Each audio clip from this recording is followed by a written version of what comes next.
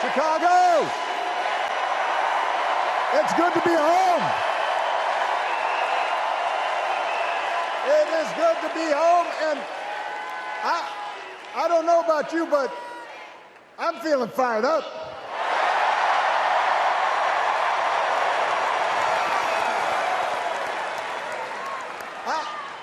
I am feeling ready to go.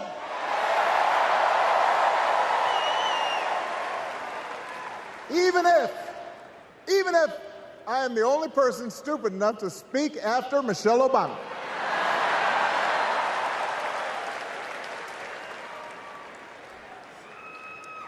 I am feeling hopeful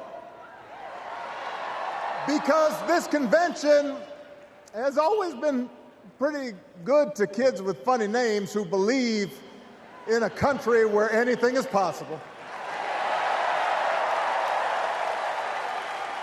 Because we have a chance to elect someone who has spent her entire life trying to give people the same chances America gave her. Someone who sees you and hears you and will get up every single day and fight for you. The next president of the United States of America, Kamala Harris.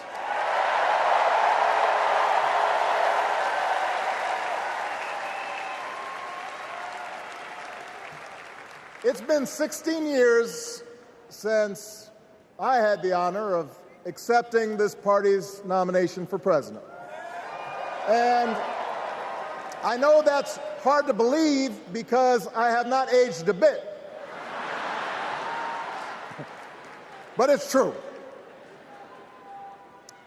And looking back, I can say without question that my first big decision as your nominee turned out to be one of my best. And that was asking Joe Biden to serve by my side as vice president.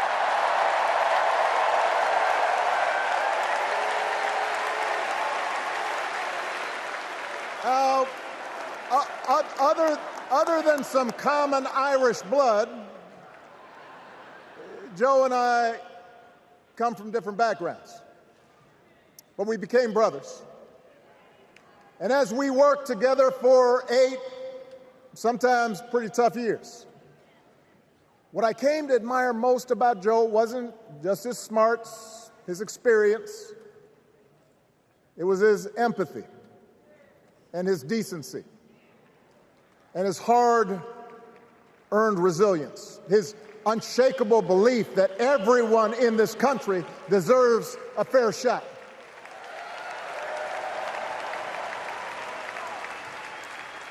And over the last 4 years, those are the values America has needed most.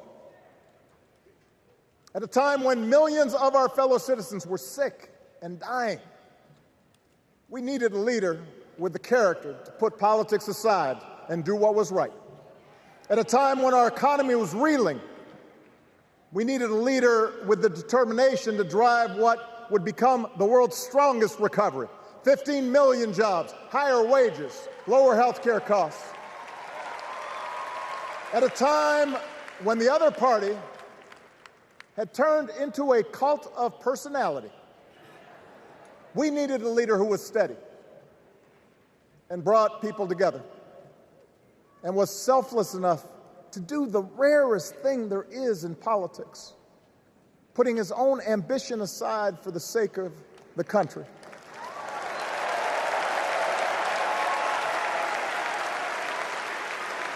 History will remember Joe Biden as an outstanding president who defended democracy at a moment of great danger. And I am proud to call him my president, but I am even prouder to call him my friend.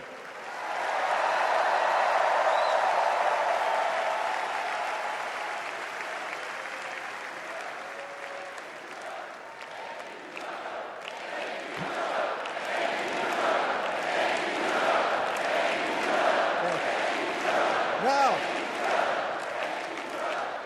the torch has been passed.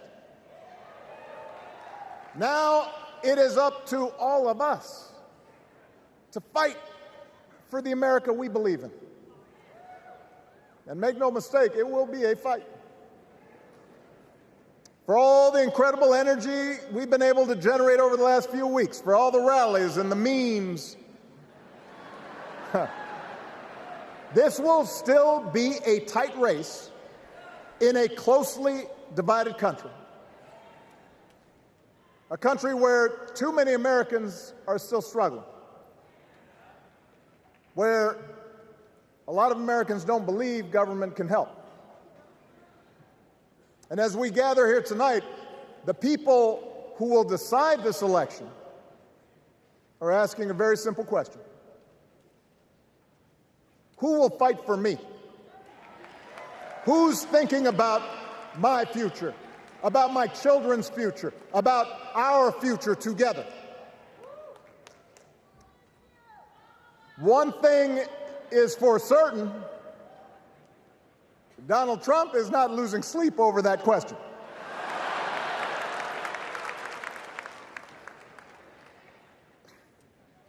Here's a 78-year-old billionaire who has not stopped whining about his problems since he rode down his golden escalator 9 years ago.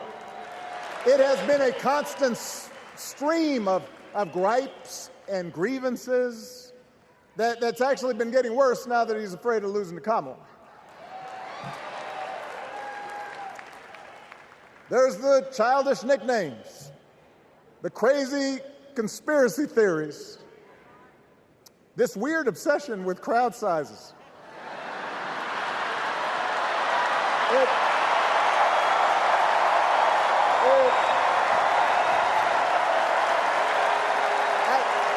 It just goes on and on and on. The other day I heard someone compare Trump to the neighbor who keeps running his leaf blower outside your window every minute of every day.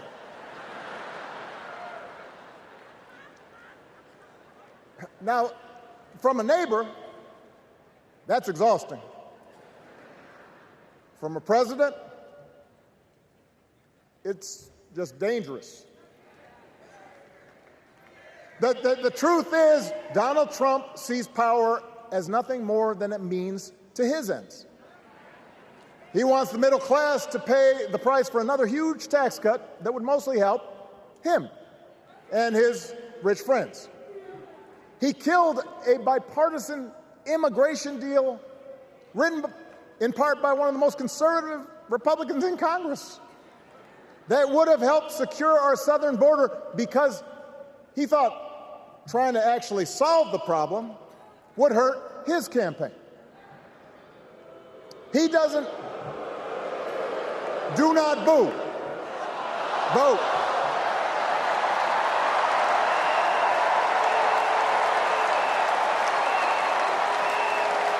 He doesn't seem to care if more women lose their reproductive freedom since it won't affect his life. And most of all, Donald Trump wants us to think that this country is hopelessly divided between us and them, between the real Americans, who of course support him, and the outsiders who don't. And he wants you to think that you'll be richer and safer if you will just give him the power to put those other people back in their place. It is one of the oldest tricks in politics from a guy whose act has, let's face it, gotten pretty stale.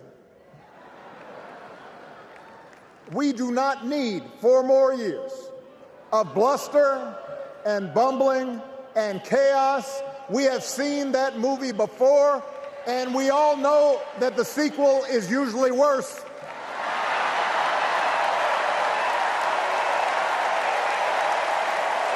America's ready for a new chapter. America's ready for a better story. We are ready for a President Kamala Harris.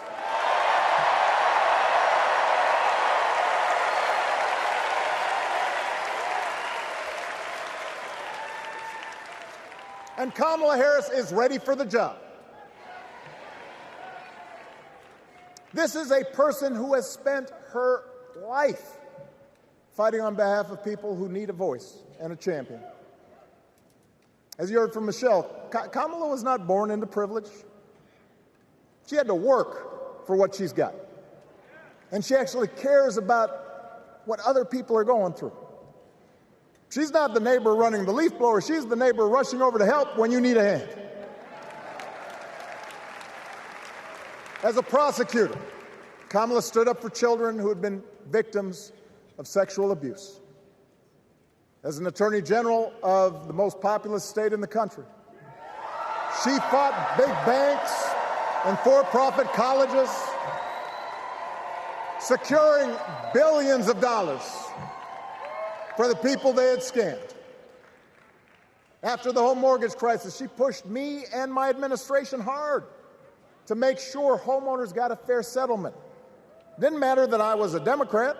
Didn't matter that she had knocked on doors for my campaign in Iowa. She was going to fight to get as much relief as possible for the families who deserved it.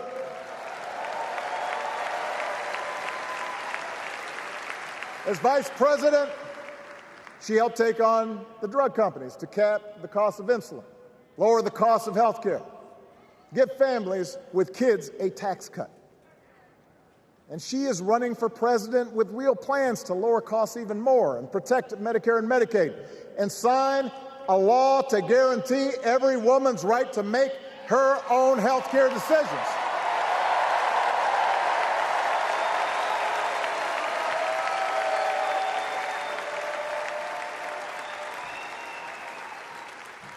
In other words, Kamala Harris won't be focused on her problems. She'll be focused on yours. As president, she won't just cater to her own supporters and punish those who refuse to kiss the ring or bend the knee. She'll work on behalf of every American. That's who Kamala is. And in the White House, she will have an outstanding partner in Governor Tim Walz.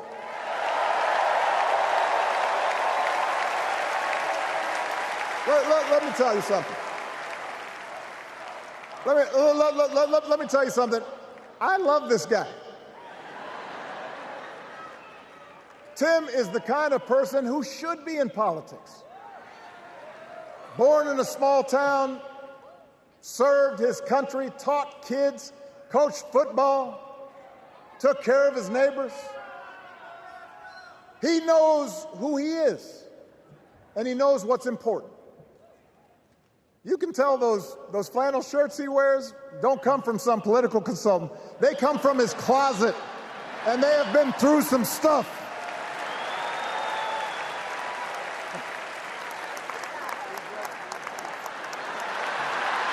They have been through some stuff. That's right.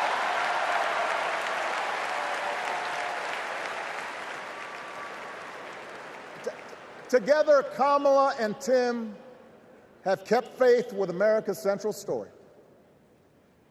A story that says we are all created equal.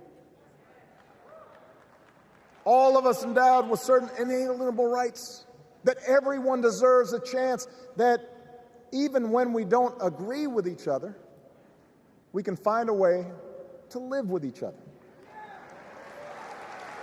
That's Kamala's vision. That's Tim's vision. That's the Democratic Party's vision. And our job over the next 11 weeks is to convince as many people as possible to vote for that vision. Now, it won't be easy. The other side knows it's easier to play on people's fears and cynicism, always has been. They will tell you that government is inherently corrupt, that sacrifice and generosity are for suckers. And since the game is rigged, it's okay to take what you want and just look after your own. That's the easy path. We have a different task. Our job is to convince people that democracy can actually deliver. And in doing that, we can't just point to what we've already accomplished. We can't just rely on the ideas of the past. We need to chart a new way forward to meet the challenges of today. And Kamala understands this. She knows, for example, that if we want to make it easier for more young people to buy a home, we need to build more units and clear away some of the outdated laws and regulations that made it harder to build homes for working people in this country. That is a priority, and she's put out a bold new plan to do just that.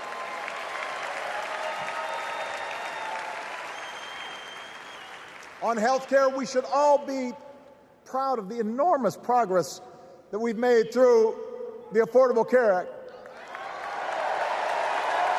providing millions of people access to affordable coverage, protecting millions more from unscrupulous insurance practices. I noticed, by the way, that since it's become popular, they don't call it Obamacare no more.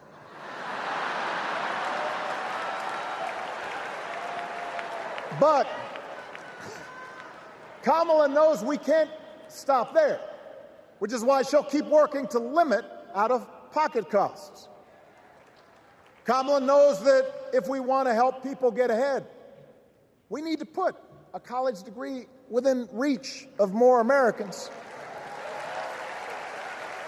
But she also knows college shouldn't be the only ticket to the middle class. We need to follow the lead of governors like Tim Walz, who said, if you've got the skills and the drive, you shouldn't need a degree to work for state government. And in this new economy, we need a president who actually cares about the millions of people all across this country who wake up every single day to do the essential, often thankless work, to care for our sick, to clean our streets, to deliver our packages. We need a president who will stand up for their right to bargain for better wages and working conditions. And Kamala will be that president.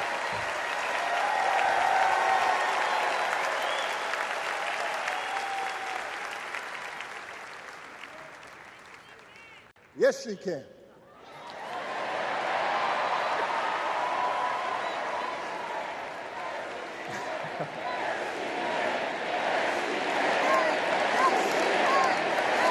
Yes, she can. A Harris-Walz administration can help us move past some of the tired old debates that keep stifling progress, because at their core, Kamala and Tim understand that when everybody gets a fair shot, we are all better off. They understand that when every child gets a good education, the whole economy gets stronger. When women are paid the same as men for doing the same job, all families benefit.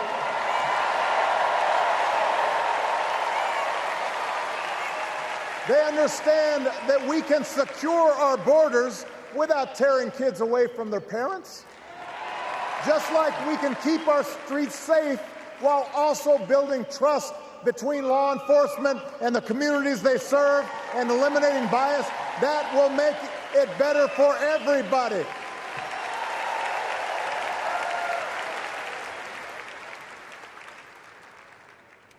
Donald Trump and his well-heeled donors, they don't see the world that way. For them, one group's gains is necessarily another group's loss. For them, freedom means that the powerful can do pretty much what they please, whether it's fire workers trying to organize a union, or put poison in our rivers, or avoid paying taxes like everybody else has to do. Well, we have a broader idea of freedom. We believe in the freedom to provide for your family if you're willing to work hard. The freedom to breathe clean air and drink clean water and send your kids to school without worrying if they'll come home. We believe that true freedom gives each of us the right to make decisions about our own life, how we worship, what our family looks like, how many kids we have, who we marry. And we believe that freedom requires us to recognize that other people have the freedom to make choices that are different than ours. That's okay.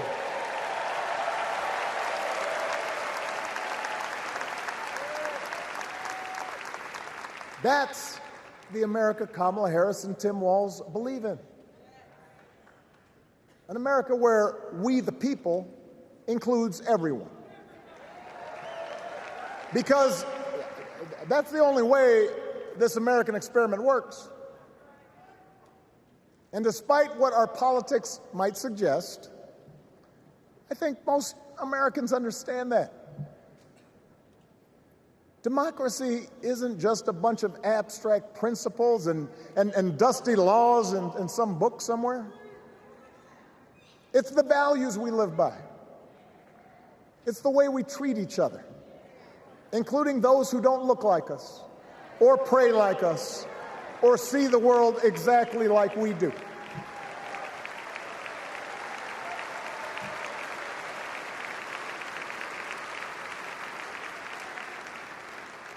That sense of mutual respect has to be part of our message. Our politics have become so polarized these days that all of us across the political spectrum seem so quick to assume the worst in others, unless they agree with us on every single issue. We start thinking that the only way to win is to scold and shame and out-yell the other side. And after a while, regular folks just tune out, or they don't bother to vote. Now, that approach may work for the politicians who just want attention and thrive on division, but it won't work for us.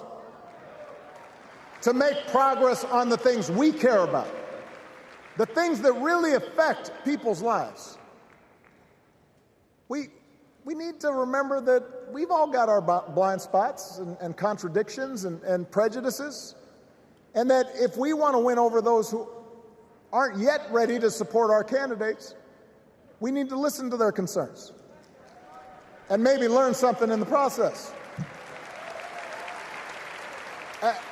After all, if a parent or grandparent occasionally says something that makes us cringe, we don't automatically assume they're bad people. We recognize that the world is moving fast, that they need time and maybe a little encouragement to catch up. Our fellow citizens deserve the same grace we hope they'll extend to us.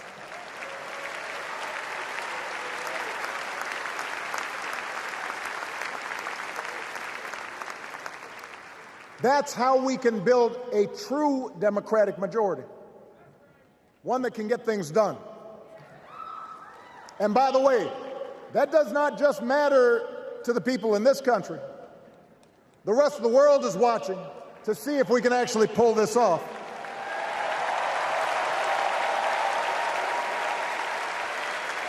No nation, no society has ever tried to build a democracy as big and as diverse as ours before. One that includes people that over decades have come from every corner of the globe. One where our allegiances and our community are defined not by race or blood, but by a common creed. And that's why when we uphold our values, the world's a little brighter. When we don't, the world's a little dimmer.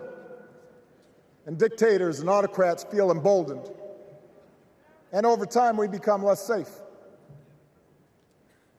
We shouldn't be the world's policemen, and we can't eradicate every cruelty and injustice in the world.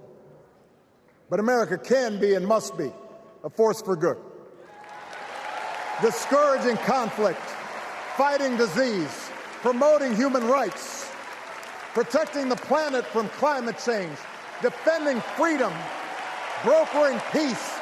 That's what Kamala Harris believes, and so do most Americans.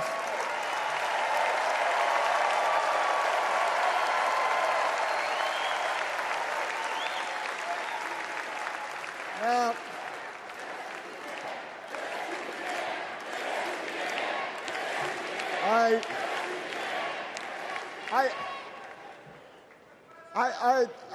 know these ideas can feel pretty naive right now. We live in a time of such confusion and rancor, with a culture that puts a premium on things that don't last. Money, fame, status, likes. We chase the approval of strangers on our phones. We build all manner of walls and fences around ourselves, and then we wonder why we feel so alone. We don't trust each other as much because we don't take the time to know each other. And in that space between us, politicians and algorithms teach us to caricature each other and troll each other and fear each other. But here's the good news, Chicago. All across America, in big cities and small towns, away from all the noise, the ties that bind us together are still there. We still coach Little League and look out for our elderly neighbors. We still feed the hungry in churches and mosques and synagogues and temples. We share the same pride when our Olympic athletes compete for the gold. Because the vast majority of us do not want to live in a country that's bitter and divided. We want something better. We want to be better. And the joy and the excitement that we're seeing around this campaign tells us we're not alone.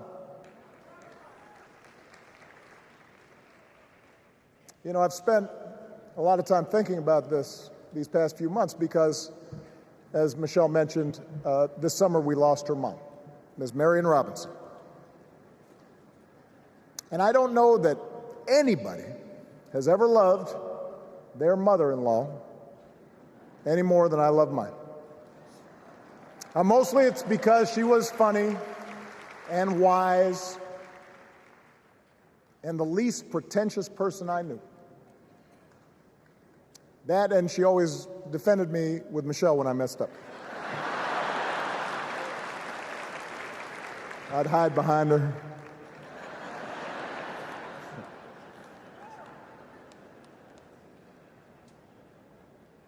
But I also think one of the reasons Mary and I became so close was she reminded me of my grandmother, the woman who helped raise me as a child. And on the surface, the two of them did not have a lot in common. One was a black woman from right here, south side of Chicago, right down the way. Went to Englewood High School. The other was a little old white lady born in a tiny town called Piru, Kansas. Now, I know there aren't that many people from Piru.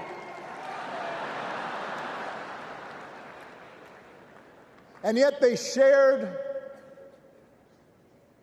a basic outlook on life. They were strong, smart, resourceful women, full of common sense, who, regardless of the barriers they encountered, and women growing up in the 40s and 50s and 60s, they encountered barriers. They still went about their business without fuss or complaint and provided an unshakable foundation of love for their children and their grandchildren. In that sense, they both represented an entire generation of working people who, through war and depression, discrimination and limited opportunity, helped build this country. A lot of them toiled every day at jobs that were often too small for them and didn't pay a lot. They willingly went without just to keep a roof over the family's heads, just to give their children something better.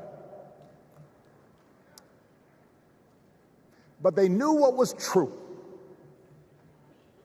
They knew what mattered.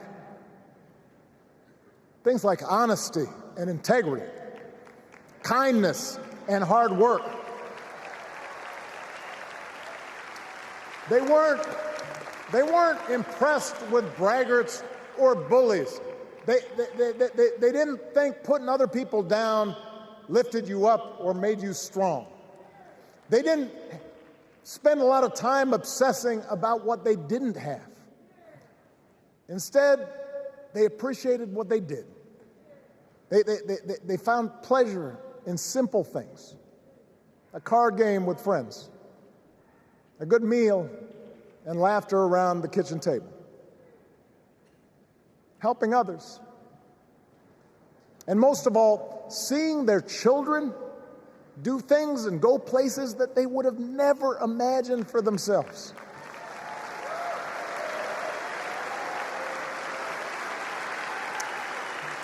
Whether you are a Democrat or a Republican or somewhere in between, we have all had people like that in our lives. People like Kamala's parents, who crossed oceans because they believed in the promise of America. People like Tim's parents, who taught him about the importance of service. Good, hard-working people who weren't famous or powerful, but who managed in countless ways to leave this country just a little bit better than they found it. As much as any policy or program, I believe that's what we yearn for. A return to an America where we work together and look out for each other. A restoration of what Lincoln called, on the eve of Civil War, our bonds of affection. An America that taps what he called the better angels of our nature. That is what this election is about. And I believe that's why, if we each do our part over the next 77 days, if we knock on doors, if we make phone calls, if we talk to our friends, if we listen to our neighbors, if we work like we've never worked before, if we hold firm to our convictions, we will elect Kamala Harris as the next President of the United States, and Tim Walz as the next Vice President of the United States. We will elect leaders up and down the ballot who will fight for the hopeful, forward-looking America we all believe in, and together we too will build a country that is more secure and more just, more equal, and more free. So let's get to work. God bless you. And God bless the United States of America.